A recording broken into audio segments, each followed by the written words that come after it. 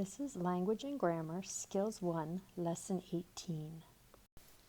Here is a review of the punctuation that we did before. Can you guess what this one is? That's right, an exclamation point. An exclamation point is the end of a sentence that is read with excitement, like wow or I love it. The next punctuation is a period. That is placed at the end of a sentence. This last one is called a question mark. That's placed at the end of a sentence when there is a question, like, where do I live? Where's the ice cream? Another thing we'd like to review today is what words do we capitalize? Well, the capitals go at the beginning of the sentence, like in today is sunny, you capitalize the T. I have a dog, you capitalize the I. My mum is beautiful, you capitalize the M. Those are all at the beginning of the sentence. Today we are going to be working again with scrambled sentences.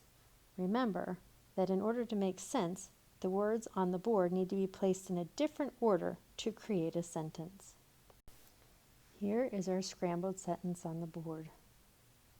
Girl, tall, A is she.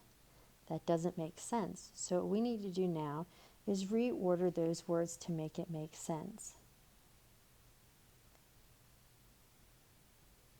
She is a tall girl. That could be a sentence. Now let's think how we can write that so that it looks right. Let's think about it. I know we need a capital at the beginning. So I'm going to make a capital S. She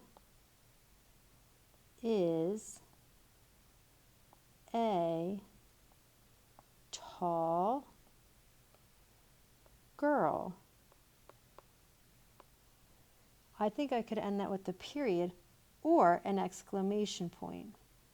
She is a tall girl. If I ended it with a period, I would simply read it like this. She is a tall girl. If I wanted to end it with a question mark, I would read it like this. She is a tall girl. There are different ways you could write that sentence. Here is our scrambled sentence. Ball like to you do play.